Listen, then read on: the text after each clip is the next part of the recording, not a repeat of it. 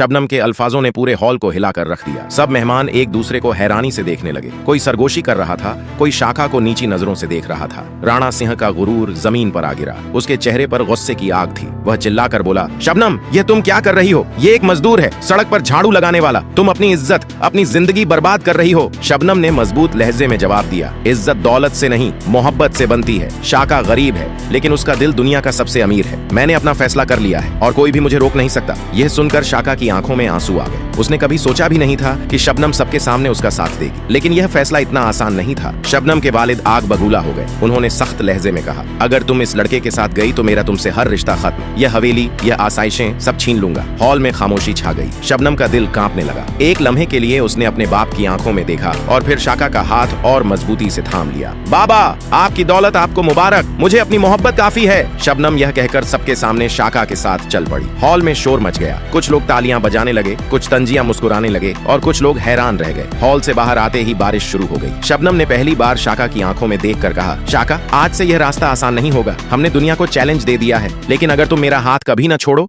तो मैं सब कुछ सह लूंगी। शाखा ने शबनम के आंसू साफ किए और धीरे से बोला, शबनम, मैं मजदूरी करके सारी दुनिया से लड़ सकता हूँ, लेकिन तुम्हारे बिना एक दिन भी नहीं जी सकता। बारिश में भीगते दोनों ने एक दूसरे को गले लगा लिया, लेकिन उन्हें अंदाजा नहीं था कि यह सिर्फ शुरुआत है। असल इम्तिहान अभी। शाखा जब जेल से निकला तो उसकी आंखों में पुरानी आग अभी भी सुलग रही थी, लेकिन बाहर आकर उसे पता चला कि शहर का नया बादशाह अब चेमाली लाल है, एक खतरनाक डॉन जो नशा, हथियार और स्मगलिंग सब कुछ कंट्रोल करता है। एक रात शाखा अपनी गैंग के साथ बंदरगाह पर तेल की खेप लूट रहा था। अचानक सामने चेमाली लाल के गुंडे आ गए। यह रास्ता हमारा है शाखा। शाखा ने सिगरेट जमीन पर पीट कर फेंका और बोला, अब यह रास्ता मेरा है। गोलियों की बरसात हुई, कई लोग गिरे, मगर शाखा निकल गया। यही लम्हा उनकी दुश्मनी की शुरुआत थी। चेमाली लाल ने बदला लेने के लिए शाखा के सबसे करीबी साथी गोलू को अगवा कर लिया। शाखा को संदेश भी भेजा गया, अगर अपना साथी वापस चाहिए तो खाली हाथ आना, वरना उसकी लाश मिलेगी। शाखा का खून खौल उठा। गोलू मेरा भाई है, उसकी जान लेने से पहले चेमाली लाल को मेरा नाम याद रखना होगा। अंधेरी रात, पुरानी फैक्ट्री। चेमाली लाल अपनी फौज के साथ तैयार खड़ा था। शाखा अकेला अंदर आया, पर उसके हाथों में डबल क्लाशनिकोव थी। बिजली सी फायरिंग हुई, दीवारें गोलियों से छलनी हो गईं। शाखा ने एक एक करके चेमाली लाल के आदमियों को गिराया। आखिरकार शाखा ने चेमाली लाल का कॉलर पकड़ लिया। शाखा और उसका छोटा भाई गोलू पूरे दिन खेतों में मेहनत किया करते थे। उनके दादाजी हमेशा उन्हें समझाते थे, कभी भी जमीन मत बेचना, इस पर खेती करना और मेहनत करते रहना। कुछ दिनों बाद दादाजी बीमार हो गए। शाखा उन्हें अस्पताल ले जाने की कोशिश करता है, लेकिन उसके पास पैसे नहीं थे। मजबूरी में वह बशेरा के पास गया और जमीन बेचने की बात की। बशेरा ने हंसते हुए कहा, तुम जमीन के ज्यादा पैसे मांग रहे हो, मेरे पास इतने नहीं हैं। शाखा ने दादाजी की बीमारी का हाल बताया, लेकिन बशेरा ने कोई मदद नहीं की। पैसों की कमी के कारण शाखा अपने दादाजी का इलाज नहीं करवा पाया और अगले दिन दादाजी का निधन हो गया। दादाजी की मौत के बाद शाखा बहुत दुखी रहने लगा। वह हमेशा यही सोचता कि अगर उसके पास पैसे होते तो वह दादाजी का इलाज जरूर करवा पाता। इसी वजह से उसने ठान लिया कि वह खूब पैसा कमाएगा और अपने गांव में अस्पताल और स्कूल बनवाएगा, ताकि किसी की जान पैसों की कमी से न जाए। शाखा अपने भाई गोलू से अपनी जमीन का हिस्सा लेता है और उसे सस्ते दामों पर चेमाली लाल को बेच देता है। वहीं मजनू अपनी जमीन पर मेहनत करता रहता है। इसके बाद शाखा पाकिस्तान छोड़कर भारत चला जाता है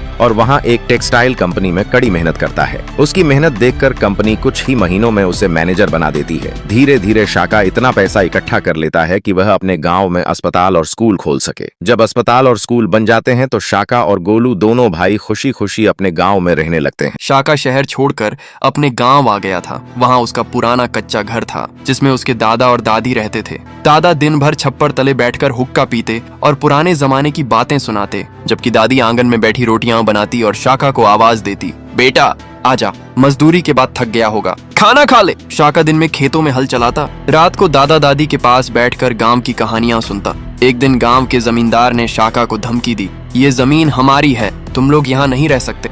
दादा के हाथ कांपने लगे, दादी की आंखों में आंसू आ गए, लेकिन शाखा डटकर खड़ा हो गया और बोला, ये जमीन मेरे बाप दादा की निशानी है, जब तक मैं जिंदा हूँ कोई छीन नहीं सकता। पूरी बस्ती शाखा के साथ खड़ी हो। आखिरकार जमींदार को पीछे हटना पड़ा। शाम को दादी ने शाखा के सिर पर हाथ रखा और कहा, बेटा तूने आज अपने बाप दादा का सर फख्र से ऊंचा कर दिया है। अगले ही दिन जमींदार बहुत सारे पुलिस वाले लेकर आते शाका को गिरफ्तार करवाने के लिए। फिर गांव से शाका को पुलिस वाले ले जा रहे होते हैं हथकड़ी लगाकर। शाका को जेल में बंद कर देते हैं पुलिस वाले। फिर अगले ही दिन शाका के दादा और दादी बहुत बीमार हो जाते हैं। वो दोनों घर में पड़े हुए होते हैं बीमारी की हालत में। फिर एक गाँव वाला जेल में जाकर सारी बात शाका को बताता है। शाका फिर गुस्से से जेल दौड़ रहा होता है। शाका 20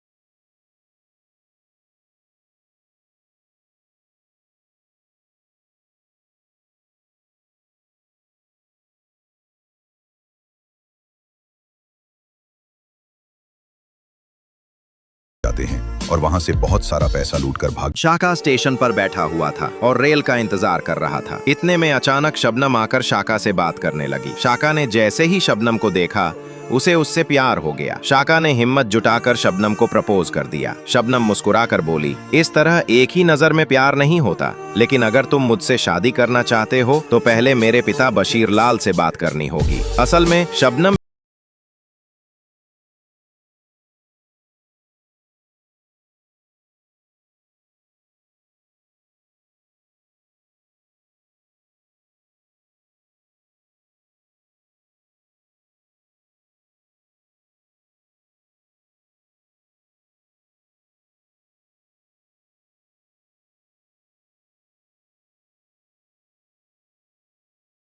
ने जवाब दिया, क्या हो गया अगर मैं दूसरे गांव से हूँ? कुछ दिन रहकर पहचान तो हो ही जाएगी। तब बशीर लाल ने शर्त रखी, अगर तुम झंडू लाल को हरा दो, जिसे मैंने शबनम के लिए चुना है, तो मैं तुम्हारी शादी शबनम से करवा दूंगा। झंडू लाल एक खतरनाक फाइटर था। उसका नाम सुनकर पहले तो शाका डर गया, लेकिन फिर अपने प्यार के लिए तैयार हो गया। उसने बशीर लाल से 1 हफ्ते का समय मांगा और वहां से चला गया। अगला भाग देखने के लिए वीडियो को लाइक करें और पेज को फॉलो जरूर करें।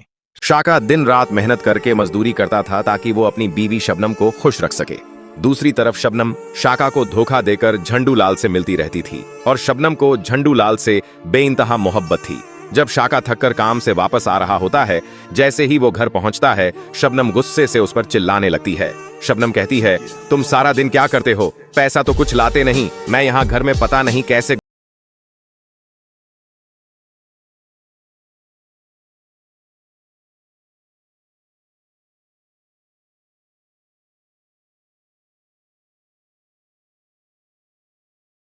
के घर में चला जाता है और शबनम से मिलने लगता है। कुछ देर बाद झंडू लाल और शबनम शादी करने के लिए घर से भाग जाते हैं। फिर वो दोनों हंसी खुशी एक मंडप में शादी कर रहे होते हैं कि तभी अचानक वहां शाका की एंट्री होती है। शाका और झंडू लाल के बीच जबरदस्त लड़ाई शुरू हो जाती है। शाका झंडू लाल को बुरी तरह मार देता है और शबनम को उसी मंडप से घसीटते हुए गुस्से में वहां से ले जा रहा होता है। शबनम रो रही होती है, उससे माफी मांग रही होती है, लेकिन शाका उस पर बिल्कुल भी रहम नहीं करता। आगे क्या हुआ, ये जानने के लिए पार्ट 2 जरूर देखें।